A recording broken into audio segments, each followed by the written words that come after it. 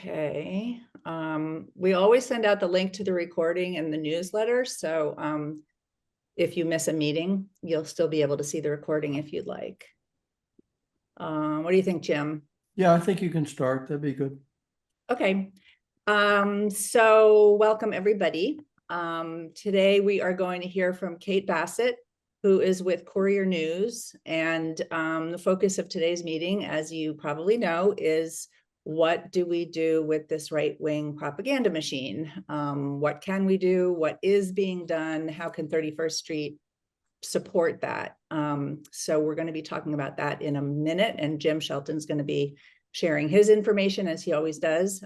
So before we jump in, I just wanted to say a few words, as I usually do. Recently, I heard an episode on this wonderful podcast called The Hidden Brain. I don't know if you're familiar with it, but if you're not, it's really great. It's about a wide variety of topics that have to do with, thinking, cognition, psychology. And there was an episode recently that I thought was just sort of perfect for our moment in time in this country, in this grassroots group. The interviewer of the podcast, Shankar Vedanta, interviewed Robin Fivush, who's a psychologist at Emory University who studies family stories. And I just wanted to read something that she said in this interview, which I felt was absolutely a perfect description of where we are in our I'll say democratic American story, the story that we all want to support about an America that is honest and law-abiding and equal and caring for people who are disadvantaged. So the democratic family that we would like to support, this is just, I think, relevant. So Robin Fivush talks about family stories and how they create or undermine resilience in a family. So just think about it in terms of our country. Ascending, descending, and oscillating. These are not about particular stories. It's about the shape of a family saga. It's really a family history. So if it's ascending in a story, in some sense, it's the American dream. We came from nothing, we worked hard, we succeeded, ta-da. Descending stories are things are bad, they only got worse, things are never going to get better. Oscillating stories is life happens. There's good in life, there's bad in life. We will talk about the bad things that happened, but we will put them in the context of all the good things that have happened. So for example, we worked hard. Unfortunately, we didn't have as much success as we might have liked. There were back steps that we had to take, but we overcame. And now we are here and we're still together. The problem with ascending stories is things are not great all the time. Life happens. If that's your model, when something bad happens, you have no resources. You have no, well, I know Grandpa Joe went through something like this and he was okay. You have nothing to rely on. So you have no coping skills. Descending stories, oops, I just lost my page. Descending stories of this kind spiral down into rumination. So the oscillating story is where you have a sense of life has its ups and downs, but we are all a strong, persevering family, and we will overcome. So that is what I'm holding on to for us. We are oscillating, and we are still here, and we will overcome, and things are not going to stay bad forever because we're going to take action and have an effect on what happens next. And now I will turn it over to Jim. Great. So I'm oscillating, and I'm on the ascending phase of the oscillating. So just as always, a great introduction. Thanks. So most of you know me. I'm the sort of political analyst. Those of you who don't, I basically get pretty wonky with data and stuff. So I'm going to do some of that and go ahead and share the screen, hopefully. Okay. Come on now. There we go. That should be okay. So mostly we're going to talk about combating the right-wing propaganda machine. I'm going to lay some foundation for that. I'm also going to give a little bit of feedback about what happened in past election, including what we did, not hopefully oscillating, using that metaphor, and a little bit other things we're planning to do going forward, about which I'm actually very interested in engaging, looking forward to it. So first, I'll start with a question in terms of our 2024 election, which didn't turn out the way we wanted for the most part. Was it about turnout, our turnout that wasn't very good, or was it about vote choice that went against us? Well, those of you who are school teachers or whatever, you know the answer's both, right? It's always going to be. So I'm going to show some evidence, a little bit about, on both. First of all, that you know, I hope people have seen a lot of this, and I don't want to dwell on. This is not a complete analysis by any means, but we did lose ground, especially with these groups, and to some extent, they are more lower information kind of voters and people for whom the right-wing disinformation machine, propaganda machine, kind of affects in a negative way from our perspective. But also, voter turnout for us was not that good. There's a couple of different analyses. This one is by population density of counties by density, and it's a little hard to get into, but basically it's because this gap where we lost and sort of looking by density, these higher density kind of places, not just the biggest cities, but other kinds of second cities and so forth, where we have had good turnout in the past, we lost ground. On the other hand, Trump turnout actually was good. I mean, that's one of the reasons that they won. So we have to continue to work on both. Traditionally, we have always focused a lot on turnout, and I see us continuing to do that. Okay.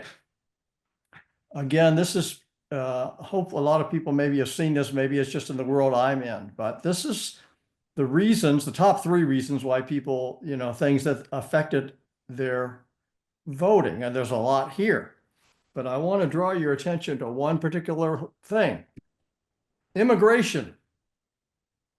Now, why in the world is that? I mean, I got to say, really? Immigration? That's what really affects people more than taxes, more than abortion, more than Social Security or democracy and so forth? And I'm pointing it out because it is really testimony to just how effective, day in, day out, in so many ways, the right-wing propaganda machine has harped on this particular thing that doesn't really affect most people's lives all that much. It rises so much to the fore. And more about misinformation. This is just about whether people know things. And I will draw your attention to the split between voters who voted for Harris and voted for Trump. And these are, you know, good-sized surveys. Again, draw your attention to this point about unauthorized border crossings are actually near a low. People who knew that voted Democratic. People who didn't vote that voted heavily Republican. So just illustrative of the fact problem that we have, information. All right, now this is maybe the most interesting thing I'm going to show you, actually. And it's looking at people by where they get most of their information from and how they voted. This is an Opsos survey, as I recall. And again, it's got the percentage of where these people get their primary information. Notice podcasts killed us. And a lot of people didn't do that. We didn't do all that bad on TV and YouTube and so forth. And of course, we did well on newspapers. But this is actually quite interesting. People who had TikTok as their primary source, and this is relatively new medium, and this is one that Courier has been weighing into heavily and others, we actually did well. Now, this is not a causal thing. This is just a correlation kind of thing. But to me, this gives a lot of hope. This is not an insurmountable problem. We have money. We have smart people. We have creative people. Yes, there are certain things in the platforms that are working against us, but this is something that we can engage in. All right, so now I'm going to shift gear. Sorry that this is a bit of a shift. Just to give we gave some feedback at the last meeting about what happened in 2024, and what we did. Of course, it's not a good story in general, but just to recall that our support primarily went to infrastructure, C3 and C4 groups in key states, and also Democratic parties, voter registration, and so forth, and not for the top candidates at all. But as many people know, a lot of people have pointed to North Carolina as a really, really good success story.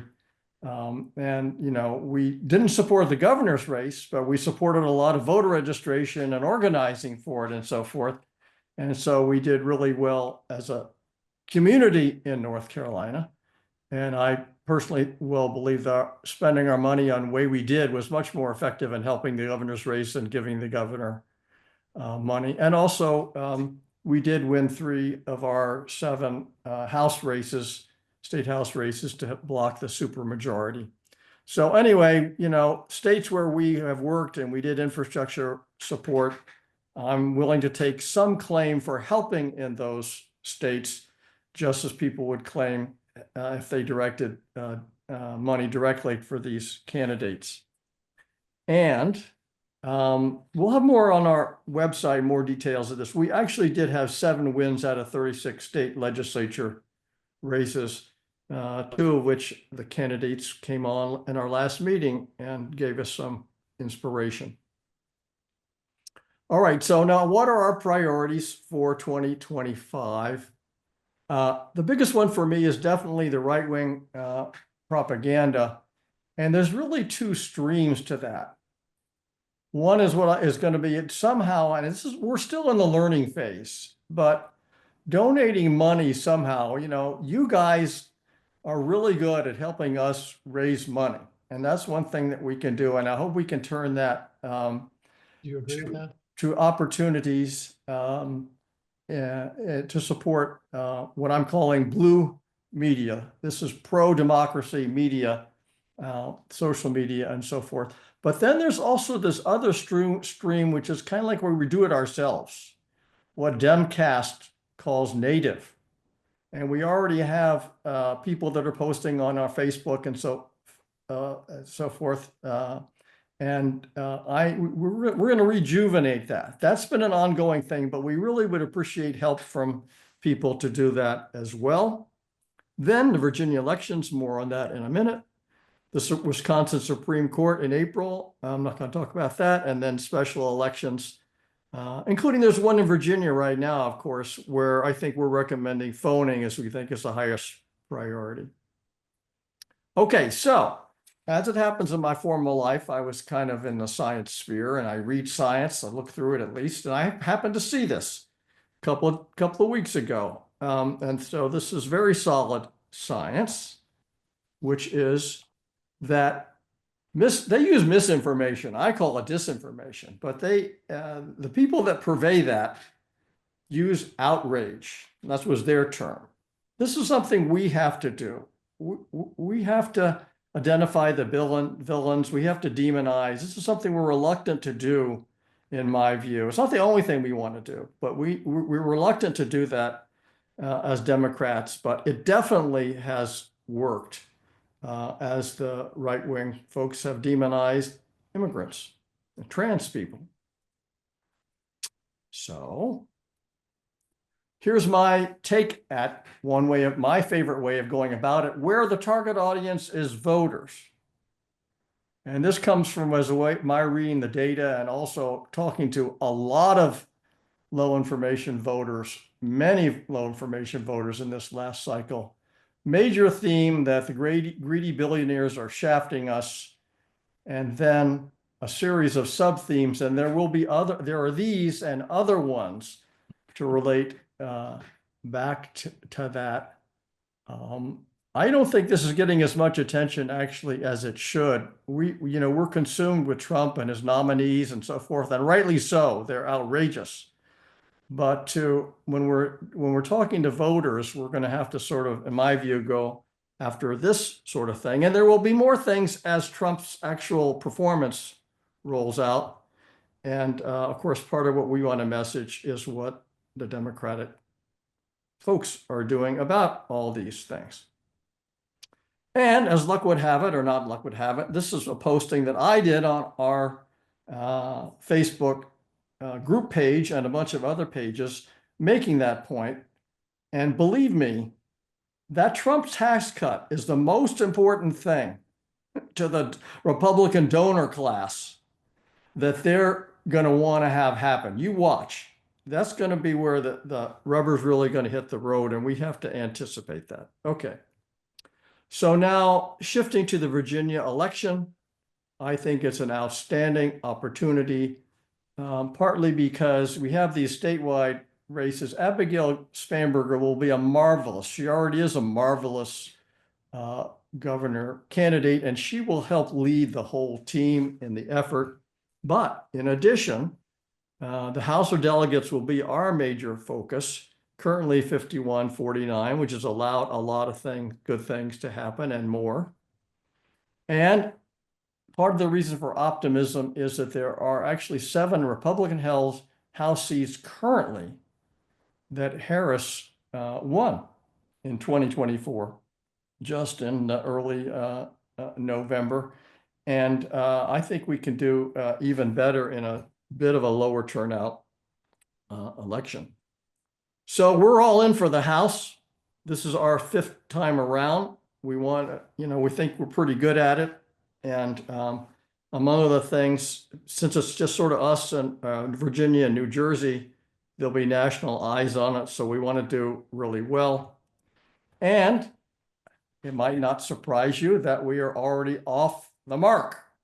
So we already have selected a slate of 5 legislature candidates. Now, this is in advance of the primary, which is not till June, but we know that 4 of these will be the outstanding challenger candidate. And Josh Thomas is actually an incumbent that we helped elect, but needs support. So we really believe, and we've done our homework, believe me, that it will really help to support these folks. So we have an opportunity for you. We're going to put the donation link in the chat, and appreciate donations. We've already started the ball rolling to help get these folks going, because early money is so important.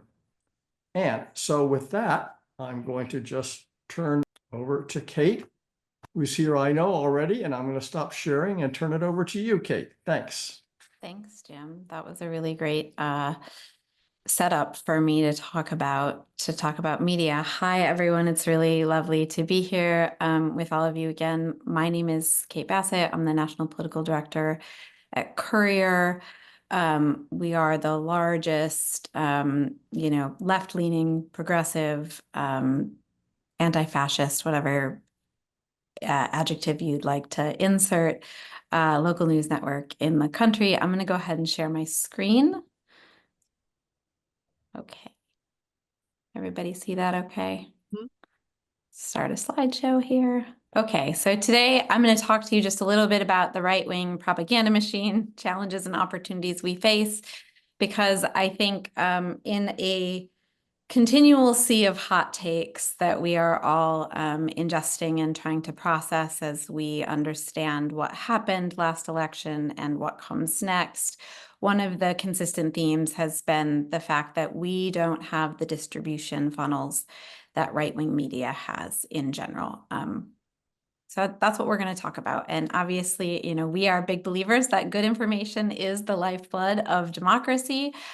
You all knew this. I'm going to give 31st Street some real props, because unlike lots and lots and lots of other people in the ecosystem, it did not take losing in 2024 to make an investment and to start making an investment in long-term infrastructure that includes local news. You all did that for us in 2024. So just as a reminder for those of you who might be new, or if you just want a refresher, Courier is the largest and fastest growing local news network in the country. We have more than 5 million subscribers now and reach over 90 million Americans every week with social first digital content. I'd love to say that that is really incredible, but that's actually a testament to the uphill battle that we face, because 5 million subscribers in this country is actually just a drop in the bucket, which we're going to talk a little bit about today.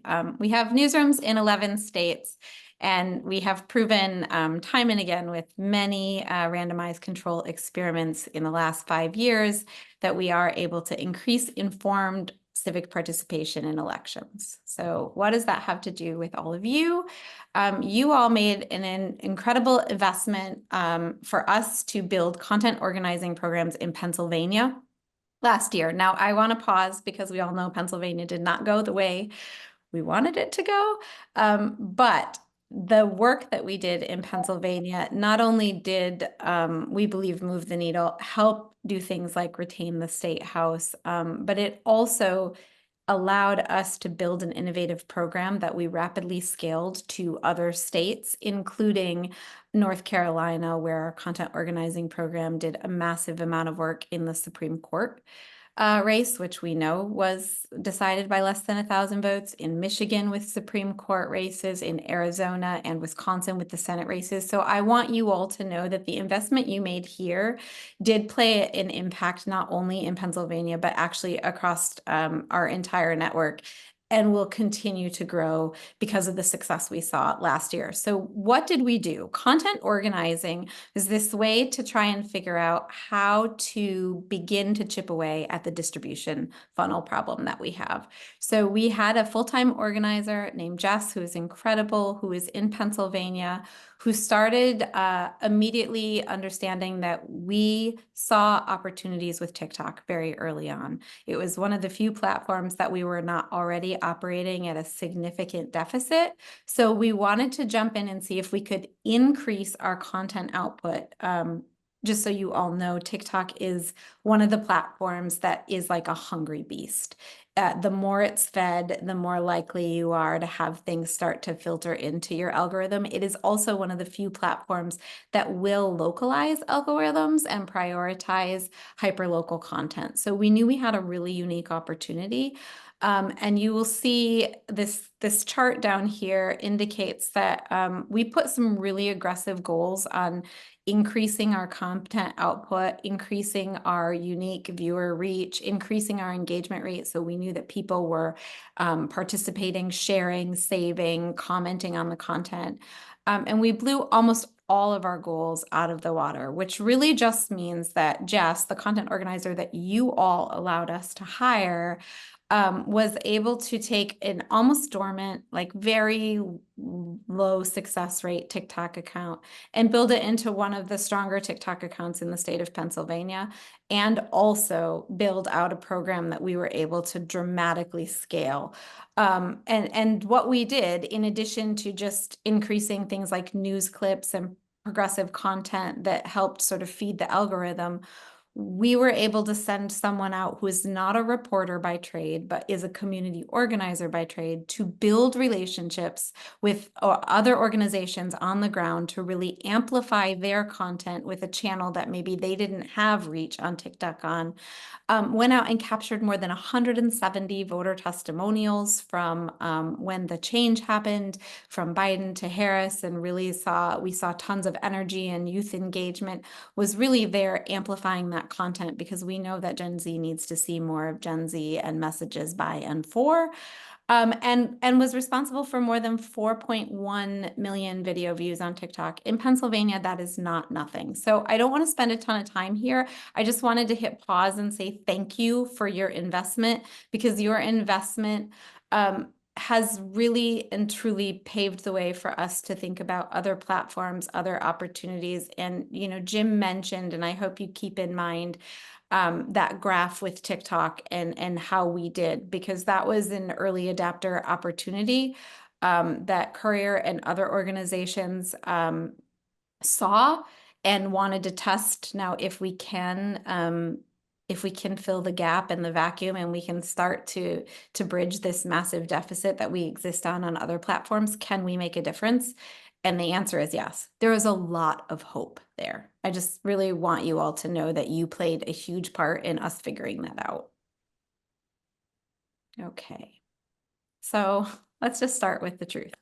We have some problems. We have some problems when it comes to right-wing media infrastructure, and just the fact that we are severely outweighted in the distribution funnels that exist. And when I say we, I mean Americans who want this country to remain America.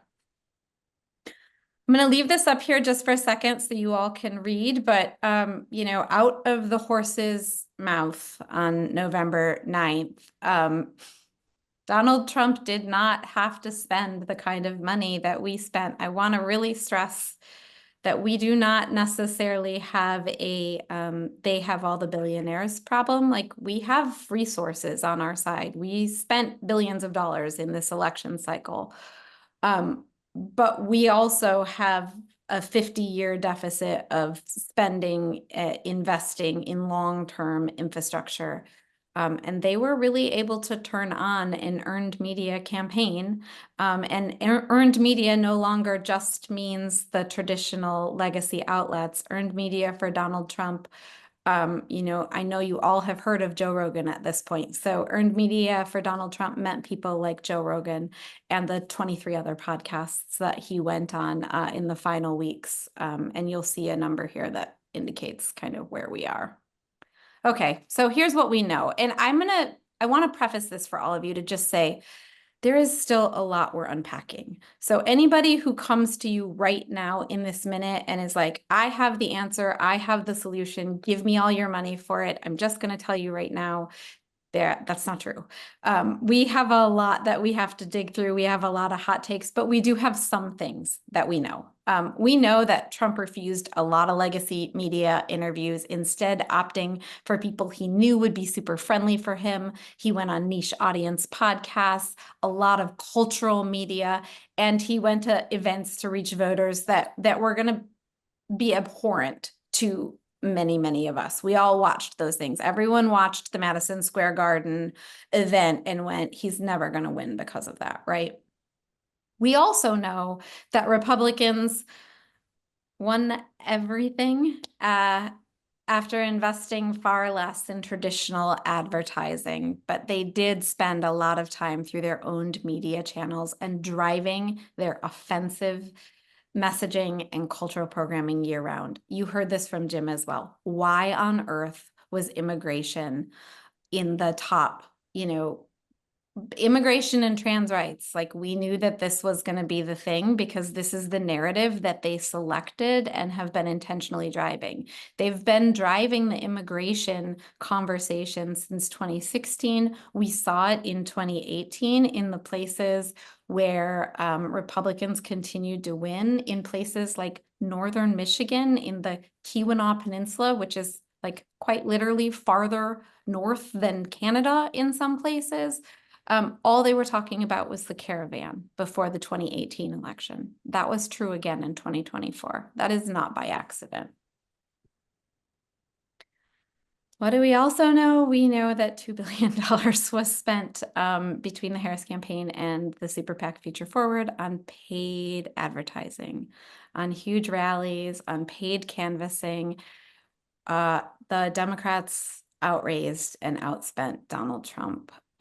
We also know that Donald Trump chose to appear on 20 podcasts with a reach of more than 23.1 million Americans per listen on average. These are people with loyal audiences and trusted hosts. Everyone talks about we need the left version of Joe Rogan. I mean, the left version of Joe Rogan would be wonderful. He has 46 million people who tune into his podcast, but that is an oversimplification of a much larger problem and a whole suite of podcast hosts that are used as the turnout machine because they're not directly, explicitly political. Harris only appeared on eight major podcasts with an average weekly reach of 6.8 million. The largest podcast Kamala Harris went on was the Call Her Daddy podcast, which, you know, Alex is a spinoff from the Barstool world. But we have to remember that popping on to Call Her Daddy at the end of the election was still a persuasion audience. A lot of Alex's audience is not progressive by nature, so we were in persuasion mode while they were in turnout mode. Okay, so really to level set, we have to understand that we have a 50+ year problem. Richard Nixon talked about needing to control the media, needing to own the media, needing to drive the narratives in the media. And a lot of right-wing operatives took that moment and went, okay, let's do something about it. And then we started to see over time, news and commentary, obviously, you know, everything from Rush Limbaugh to Fox News to Breitbart, all of these things started to bubble up. All of these things got seed money, millions and millions of dollars. Many of them operated at a loss for a very long time, and no one quit them. Important to note, none of these things were built on a cycle basis. They were built with long-term goals in mind. So now they've built a distribution system, right? For culture wars, for policy shifts, for sowing distrust in public institutions, and they know how to stay ahead of the game. They didn't just stay in news and commentary.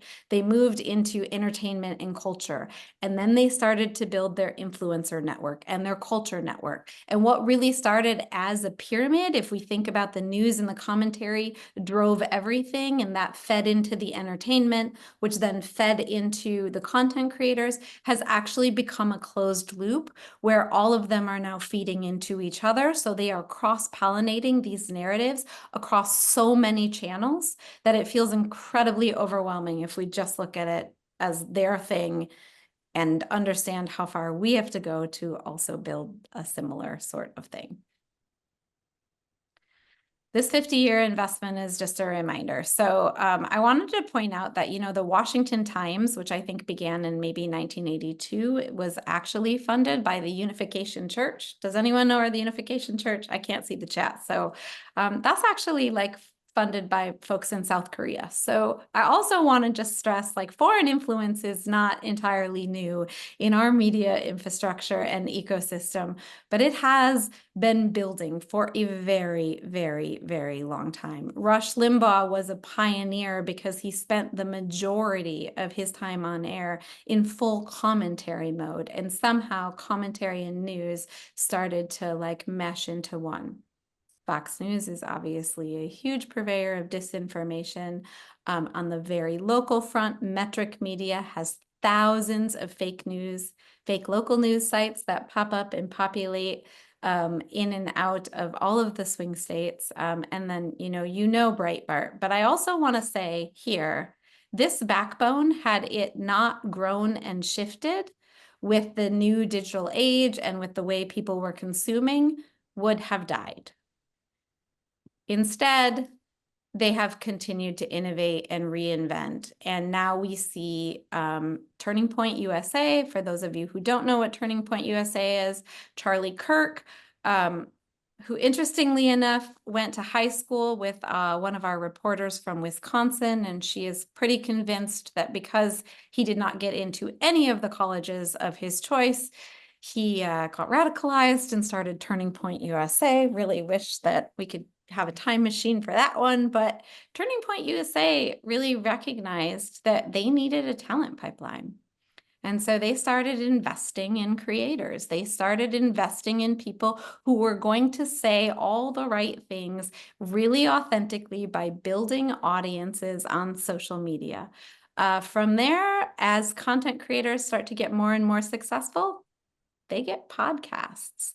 And when they get podcasts, those podcasts become YouTube shows. And when those YouTube shows start hitting, they get added to Blaze TV, which is now a for-profit and profitable streaming service that puts people entirely in a bubble. The Blaze TV bubble is then echoed by the Daily Wire bubble. You have people like Jordan Peterson on both platforms. You have everything from cartoons, both adult and kid cartoons, to movies, to there's a new version of Netflix called PureFlix, Great American PureFlix, which is really and truly just conservative propaganda repackaged in cultural movies. So we have a problem, right? It's at every level, including influencers. So we've talked a lot and heard a lot about influencers over the course of 2024. Anybody who watched the DNC or watched the legacy media coverage of the DNC heard a lot of complaining about how much space and airtime the influencers and content creators were given. But this is really important to understand, and important for us all to understand as we move forward in media. Influencers and creators take conservative news talking points from the podcasts that they're listening to just because they want to listen to them, from what they start to follow in their own algorithmic bubbles, and they start to create this content that looks really aesthetically pleasing. These are all examples of the trad wife movement, which is a sort of traditional values wife movement, back to the land. These are folks who have existed for many, many, many years, decades and decades. The sort of back to the land movement was always about one closed loop invisible line away from really left hippies and really conservative Christians. They all sort of intertwined and danced around each other for a long time. And somebody on the political sphere saw an opportunity. And so these influencers started, some of them get paid, some of them just follow along because they want to build audiences, because building audiences attracts brands, which gives them opportunities to make money. But these are people who 95% of their content is about like baking sourdough bread, wearing, handmade, beautiful, aesthetic looking clothes, growing a garden, slowing down. And then they weave in, that they really hope Donald Trump becomes elected president. And because they've built trust, and because they've built a community, and because there are many, many people in this country right now who are deeply desirous of an opportunity to slow down, an opportunity to get back to basics, an opportunity to not work 5 jobs and make it, this is really attractive and appealing. Now, you can't message test this. You can't turn this into advertising dollars and have it make the same impact. It's organic and authentic, and the right has done it very, very, very well. And the left is just slowly starting to catch up. So that's the problems. But we do have some thoughts and opportunities. We have to know that we are heading into a really uncertain time in America, and we know that Trump 2.0 is going to look different, and it will look different for the media. We're already seeing a lot of the, kissing of the ring. Folks are talking about what happened with Morning Joe. Folks are watching, even before the election, we were watching the, Jeff Bezos sort of kiss the ring and bow down. All of these legacy media outlets are recognizing, and many journalists are recognizing, that they don't want to be on the sort of Donald Trump hit list. So what our media looks like in the coming 4 years is really uncertain. What we do know, we have to be nimble. We have to be nimble with platforms. We have to be nimble because we can't define the algorithms. We cannot just rest on the fact that, whoa, we're winning on TikTok, so let's triple down there and stay, because TikTok could be banned a month from now. We know that defense is not offense. so many people have been talking about the fact that we need a Ballerina Farms, we need a Joe Rogan, we need our own Barstool Sports. We are thinking about what the right has done really well and trying to replicate and counteract it. We need to recognize that we actually have a lot of the pieces already in place to build media infrastructure, and we need to do that and go on the offense. We need to look at where the opportunities are and where the places are that have not been fully lost or owned by the right, and go there quickly and start to build and scale.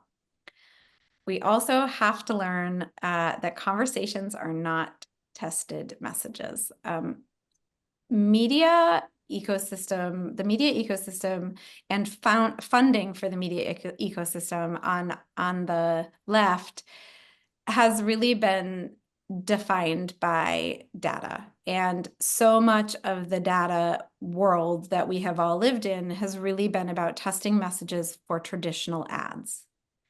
We no longer live in a world where traditional ads win us elections. That's not a thing. To understand how people consume the media, how people consume media, and how people consume information, we have to recognize that brands and political parties are no longer the best messengers oftentimes, and that conversations happen in vacuums that are looked at as a totality, not just a 30-second ad slot. And of course, the need for media investment at every level is essential. We need to build network infrastructure. We need to support content creators. We need to understand that there are opportunities at the hyperlocal and niche audience level, and we need to make sure that it's not just one or the other, or that we're taking a traditional playbook and trying to superimpose it on things like content creators and influencers. So I'm going to talk just a little bit about TikTok because I think that this is the most opportunity for hope. We saw early in 2024 that TikTok was really not a platform that was completely a cesspool of disinformation, that there was actually not a ton of investment on the right-wing influencer side, that a lot of TikTok was just repurposed podcast content, which is incredibly effective at driving that surround sound narrative, but there wasn't so much of it that there wasn't room to start to shift a conversation. So Courier and others began to really double down on the opportunity to just grow voice share. And when I say voice share, I just really mean the amount of content and people online that are having the same sort of conversation, that are really like talking truth to power about the billionaire class, that we're really hammering on Trump, that we're really looking at and reminding people of the stakes of the election. So Courier deployed a combination of rapid fire news clips, which was really just aggregating other content online that might not be seen by the folks who were using TikTok as their primary news source if we didn't repackage it in short digestible clips for them. Original carousels and graphics, green screens, some content creators, content that we worked with people who were trying to grow their platforms that we felt like had the right thing to say for our audience. And we went from 30,000 followers to 1.2 million in just over 10 months. So we knew that we had hit on something that was the algorithm was hungry for and people were hungry for. And we did this with zero investment in paid media. So we did not advertise for TikTok. We did not pay or put any money behind. You cannot put money behind political content on TikTok. So this really does sort of just give you the opportunity that if you can figure out the algorithm, you can start to show up in people's feeds. And this is the most hopeful thing. Courier is yellow because it's us, but I really want you to look at the top conversations that drove political news during the election cycle. Kamala HQ was #1. Now This Impact, which is the C4 arm of Now This, was #2. MSNBC. Under the Desk News, if y'all aren't following Under the Desk News, it's great. It's a content creator driven platform that really just breaks down news in a super conversational, straight talk way, and definitely has a point of view and does not shy away from it. And then you have Donald Trump, and then CNN, and then the official campaign account, us, Harry Sisson, who is a progressive content creator, and then you have the Daily Wire. And then if you keep going down beyond Donald Trump's official, you see the Washington Post, you see Midas Touch, Betches, the DNC, Olivia, Juliana, all of these folks are like on the same side. So this is the opportunity that happens. You know, it's not cause, it's correlation, but we can definitely correlate. When you have more voice share online, you see that you are able to move the needle. And we didn't just do this in the vacuum of 5 weeks before the election. A lot of these people had been building relationships with audiences for years. We had been building very steadily with a very intentional investment for 10 months. And we're seeing even since we put this graph together, we've gained 500,000 more followers. So like as we shift in platforms, we really are able to begin to have a conversation that can change electoral and policy-driven conversations later. So a couple of other things that we've learned from TikTok and really all of the social platforms that we're on. I mentioned this before, being nimble is essential. We know that there are bans, there are billionaires that will buy things like Twitter. There are bad algorithms and algorithm shifts, and we don't know when they're coming. And oftentimes it takes a little bit to try and figure them out. And once you figured them out, the algorithm may shift again. And also new platforms are popping up all the time. I'm sure a lot of you are on Blue Sky now. And that's a, kind of conversation echo chamber for the left, which there's nothing wrong with that. We need those too.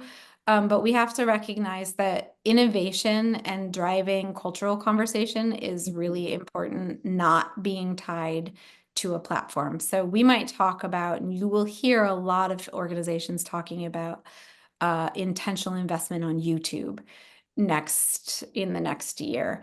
The intentional investment is because there is opportunity on YouTube, but that might shift in 6 months. We just don't know. And we have to be okay and nimble and understand that it's really about the conversations we're driving more than the platforms. This is a really important and hard one for the left. Direct political party and campaign-driven influence is a lot less influential than it used to be.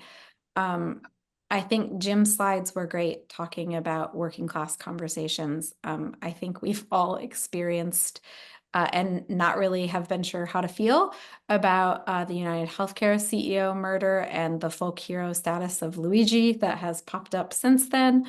The fact that I would even call him by his first name is an indication there. But it's also the first time we've seen the right and the left come together about something in a long time, and it is a class warfare thing.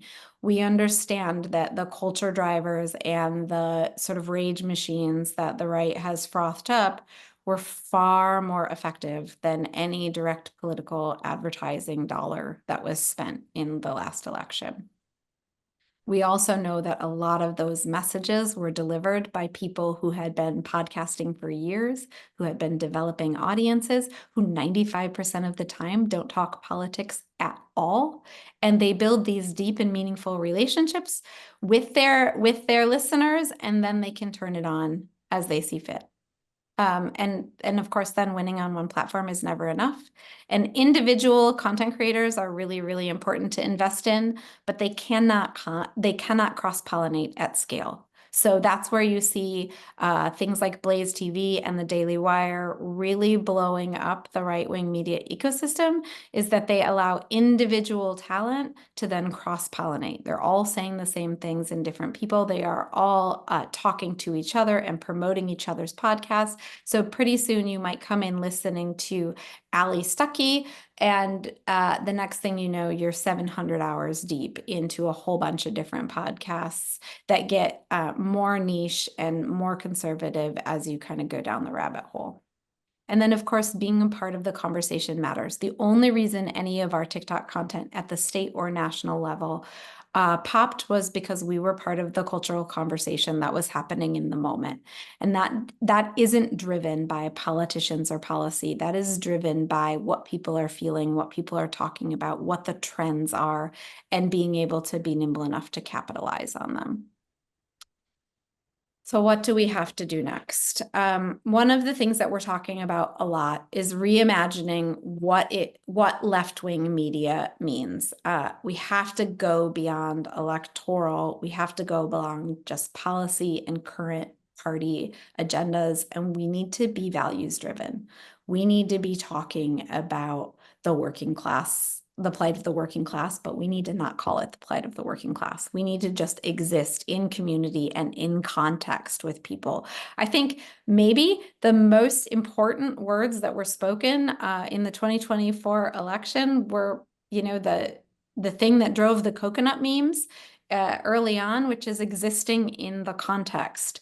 We have to start existing in the cultural context of where we are right now. And that means really leaning into what people are thinking, feeling, interested in, and the community that is built there. It can be sports, it can be comedy, it can be beauty, it can be regional or state pride, sense of place. It can just be funny content that exists like Gaydar or like the siblings or dating show that's on YouTube, that's part of Jubilee Media. We also have to start talking like regular Americans talk. Most people were really worried about their kitchen table economic issues. They're thinking about the cost of eggs, which is a lot more tangible than a fear of fascism. Democrats and the left talked a lot about saving democracy, about fascists, and understandably, that's all real and really scary. And also for the majority of Americans who are not politically engaged, it feels so far removed and so much like crying wolf. For good reason, we've been saying some of this for a long time for political expediency, but it's no longer the impact as being able to say, like, you're going to be able to put more money in your pocket, and you have to because the price of groceries is too damn high.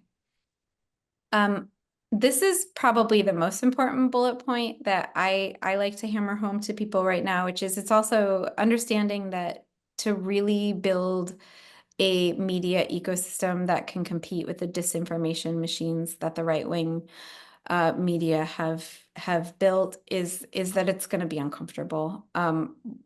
Sometimes things will sound irreverent.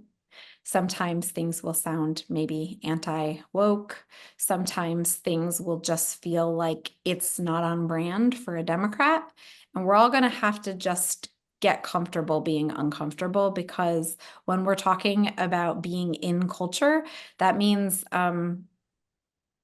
being in culture, which is, if you think about the rudest, raunchiest comedian you are able to stand, we're going to have some of that, and we're going to have to be okay with it, even if it's not our cup of tea. And I really want to level set with that, because if we try to do what we've done, which is get everybody together in a room and talk about the importance of messaging and talk about having a clear, cohesive message that is inclusive of the big tent, it's fine, but it's never going to reach the cultural sort of icon status that the right has been able to do. And then also to understand that media can be a person. We do have to widen our aperture and our lens for understanding media is no longer just newspapers. It's no longer just major cable networks. It is someone like Lee McGowan, who is Politics Girl. She is a media brand of her own right as an individual. And we really have to invest and support those people, but also we have to recognize that networks have power. And so we have to make sure we are building a talent network across the board to really deepen these opportunities and relationships. Hey, Kate. So what are we working with? Not hey, Kate. quite. Yep. I don't know if you can hear me. I'm Aaron Hamburger. I do membership here at 31st Street, and also I handle the Q&A. Now, our meeting is scheduled to end at 5. We were going to have some time for Q&A, and there's a lot of questions in the chat. Let's just jump right in. That's totally fine. I'll pull this screen share down and let's go. Okay, great. That way we can get to what's on a lot of folks' minds. Okay, so first question, someone want to know, where are your sources of funding coming from besides donors like us? So for Courier, that's a great question. We have some, seed investors that are, we like to say better billionaires, folks who are able to give some money to do long-term infrastructure build. That is why Courier was able to exist in the first place. We also work very, very closely with organizations, a lot of C3s, who really believe in driving narratives around something like abortion access or clean energy or gun reform. So people who are thinking about how do they deliver a message, but not coming from the organization itself, coming from news and content. And at Courier, we're a little bit different because we are a news network. Our national brand is much more sort of progressive, in your face kind of news. Our state brands are actually built with 5 journalists who live in their states and do like hyper localized dot connecting work. So they really try to humanize issues. So we are funded for kind of like underwriting beats, not unlike, maybe a public radio station in that way. Okay. So how do you get people to listen to you or read you? Are there people who, I guess, like or follow you on Instagram or various channels? A lot of people are so addicted to the right-wing propaganda machine. How do you get them to be like, okay, I was listening to this, now I'm going to go and listen to Courier? Like, how does that outreach work? Yeah, that's a great question. And I think it's fair to say it's one that is shifting from what we learned in 2024. A couple of things, we try to cross-pollinate across platforms. So we might be trying to move people from TikTok to YouTube or from Instagram to TikTok. And try to bring in more and more voices so that we're just starting to build out those networks of talent. But I think that, in general, in order to do this, we just need more. We need more couriers. We need more influencers and content creators. We need more networks of talent that are building on each other, because at scale, we aren't at the point where we can fully move people over from, especially from folks who are already in the right-wing bubble, but even the people who are existing sort of in the murky middle. I think we've done a good job of that on TikTok this year. And we did that simply, Erin, by like feeding the algorithm, understanding the platform, and then leveraging it to start cross-pollinating to make sure that people who were starting to follow Courier or seeing Courier a lot in their algorithm might click through to someone else's account, because we know on that kind of platform, the more you watch our content, the more you're going to get fed similar content from other creators. So the more and faster we could build that sort of megaphone, we did.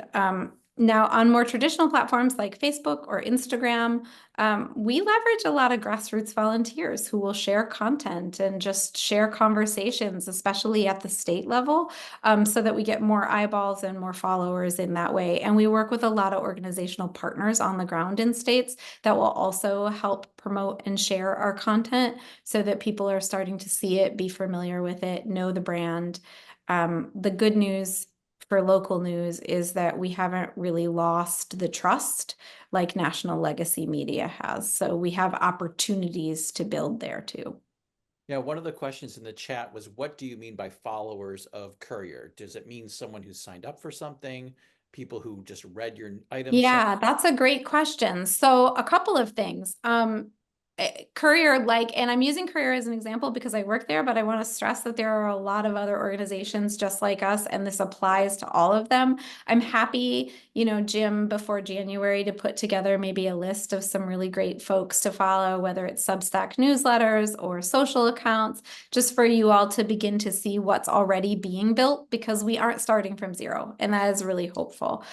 Followers on social media means people who will intentionally push the buttons so that they know that they can see our content. That's really important on Facebook. It's really important on Instagram. It's actually less important on TikTok because TikTok is incredibly algorithm driven. So it's really about making sure people have seen the content once or twice. We work with Now This Impact a lot. That was a huge driver for us. Now This saw an opportunity with Courier. We started collab posting, it's called, on Instagram, which means all of Now This Impact's followers would also see Courier content and vice versa when we did a collab post. And that really helped drive that traffic to begin to build our audiences. And then as we move people over to TikTok, then if they start to watch a couple of things, then they're going to be getting our content in their feeds religiously. I can just tell you that I have a 19-year-old who, despite his very good upbringing, was talking about RFK Jr. a whole lot at the beginning of the summer. And he started getting fed Courier and Now This Impact content in his algorithm, probably because I was talking about it at home a lot and his phone was listening, but it doesn't matter. It started getting into his feed. All of a sudden, he got more and more and more progressive creators. And by the time the election rolled around, he was a pretty rabid Harris supporter. And I think that that's an example of those shifts that happen just in a platform like TikTok, because it is consumed by scrolling. So content just comes at you and you're not necessarily choosing it. And the more you watch that kind of content, the more that kind of content gets fed to your algorithm. And so you really do become in an echo chamber pretty quickly on a platform like that. Got it. Another question was, and maybe we can actually combine a couple. If the plan is to now focus on building a media infrastructure to match the current right-wing media infrastructure, aren't we still going to be behind? Because those organizations will continue to build and innovate in the meantime. Another question is well, we're doing well on TikTok, but what if TikTok gets shut down? So Yep, that's exactly right. Both accounts. So yes, I'm not going to sugarcoat it. We are behind, and we are going to be behind for a long time because we can't make up 50 years of investment overnight. However, even though TikTok being shut down is that's the one platform that we're kind of quote unquote winning on. It is an indication and reminder that media and new media is moving so fast that we can take the lessons learned from 50 years of investment on right-wing media, and we can apply them to really supercharge and sort of warp speed our ability to meet where they are. It doesn't mean it's going to happen overnight, but it does mean with intentional investment and sort of leveraging talent that exists on our side, we can begin to really move the needle. And we don't know what platforms by 2028, we don't know what platforms are going to be driving the conversation. We just have to recognize that we have to be part of that conversation. And if the only infrastructure we're really building is cycle-based, that's where we will really never catch up. And why do you think the Democratic Party has not acclimated to the new media social world? This is a question Why that did it gets me. take This is Kamala? a question that gets me in trouble depending on the room I'm in. But safe space here, I will tell you, we have a political industrial complex. We have a lot of folks who got into politics for the right reasons and over the years became part of the consultant class. And the consultant class gets paid whether we win or lose. So if you are a media buyer and your sweet spot is TV, if you are a direct mail person and your sweet spot is direct mail, you have a very vested financial interest. And for those of you who spend any time in DC, you will know based on the homes that some of these folks live in that, they're not making pennies with the work that they do. So we have to recognize that there is actually a machine that exists that doesn't want things to change and doesn't want us to shift into cultural investment because it will impact their bottom line. And I think sometimes we're just slow to wake up and realize that. I come from a journalism background. I was a journalist for 20 years, but when I made this shift over into politics, I started out in field and in organizing because it was actually the closest to local journalism that I felt like I could get. And I see in the way field is run now that we no longer organize, we have metrics and numbers. And those of you who have knocked doors or made phone calls probably know that you feel like a robot that's churning and burning more than someone that's having, important conversations long term. So I think there's like a big reckoning that has to happen with how we spend money. I just spent a week in DC and I felt like I was ducking every time I had to say that in a public space because you actually like can't turn around with your arms out and not hit. If you spun a circle, you're gonna hit a consultant in DC. So Totally. yeah. All right, well, we are, it is about 5:10. So we do a hard close at 5:15, but Kate, we just want to really thank you for giving us this introduction into this world that we all need to learn about. So let's all Yeah. give a round of Happy applause. to, and I'll just say, y'all, because I saw some questions in the chat about, staying anchored in truth and understanding that it's really hard to fight just straight up lies. And, a different time in conversation that's not talking about journalism, like there is value in propaganda machines on all sides at this point, probably. But what I really want to say is that if you can be part of a cultural conversation and you can tap into where people are really feeling and thinking, there is power in truth there. We just have to be able to step away from understanding that this is not just always an electoral fight. And we can't just spin things up to communicate with people for a win at the ballot box. We have to start talking to people all the time, meeting them where they are with content that they actually want to consume, which is, turns out, not political information. And that's how we can drive change. And we can do that without lying. That's great. That's great. Thank you so much. Lisa, I'm going to turn the mic over to you. Yeah, and I'm just going to thank you, Kate, again. A couple people have asked whether you could share your slides. I don't know how you feel about that, but people really thought they were helpful. So if that's possible, you and Jim and I can figure out how to do that. And if we can share them, we will. Okay, so we will wind up. Maybe a few of us will stay for a few more minutes, but Kate, thank you very much. This was really great, packed with information. I'm happy to stay on for a few if that's helpful. So those who want to leave, goodbye, have a good night. For those of you who want to stay, we'll stay for a couple more minutes. I do want to say, and Lisa, you spoke to this in the chat, the idea of having like a how-to with social media for some of our members who may not be conversant with social media, I think is a great idea. We can all take an active part in fighting this narrative and spreading, the good information if we know how, or like how to use hashtags, et cetera, et cetera. So. And Lisa, if you and Aaron, we do, because we have content organizers, because of wonderful people like 31st Street, we do have like pretty easy trainings that are kind of like social media 101 that a content organizer would be happy to run in January if y'all are interested in having those sort of smaller group opportunities to just talk about how to share content, how to use hashtags, how to be content creators. That would be wonderful. We will sign that up. Absolutely. I think we should do that just like we do like our fundraisers. I think we should have a special event. Yeah, absolutely. Great idea. Yeah. That is good. Yeah. Yeah.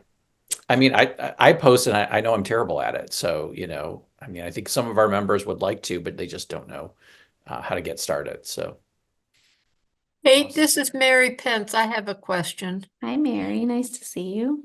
Nice to see you. Did you see it coming, the election results?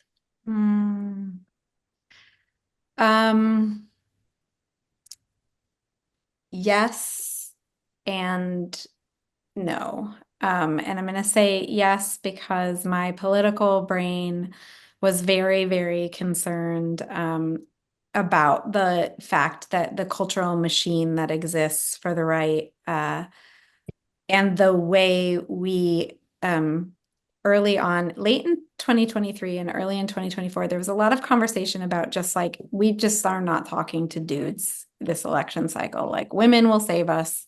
We can turn out people based on conversations around, you know, abortion and childcare. And the reality was, all of this time, there is this whole other swath of Americans, young men in particular, who were having conversations every single day through their podcasts and through their online, you know, comedians. And keep in mind, guys, Joe Rogan was like the host of Fear Factor, and he was a UFC announcer and a comedian. This is where these folks come from. They are not political operatives. They are, you know, they're not by nature political people, even in general. But when we started really paying attention to how much conversation was being driven in spaces that are not ad placements, was really worried. I will also say and no, because if anyone of you experienced any sort of rally or event for the Harris campaign and just felt the joy and the hope and the massive turnout that was happening for those events, it felt like there was just no way that this wasn't, a miracle wasn't going to get pulled out. So I would like to say I had fully prepared myself, but I was pretty heartbroken. Thank you. Mm-hmm. I will also say, you know, this is where like Democrats were talking about Bidenomics for a long time and infrastructure bills, and, you know, God love an infrastructure bill. Those are actually important things that, you know, need to happen in communities to be effective, but they are not the thing that everyday Americans are thinking about. Unless that bridge is one you drive across and it saves you $10 in gas because it cuts your commute, you're not thinking about it. And on the other side, the price of eggs conversation drove a lot of narrative, and it drove a lot of narrative because it was what people are thinking about and feeling. And so in that sense, yeah, you know, we knew that the message and the distribution funnels were so off that it was going to be a real challenge to get there. Okay, thanks. Well, it is that time. So, any final thoughts before we end?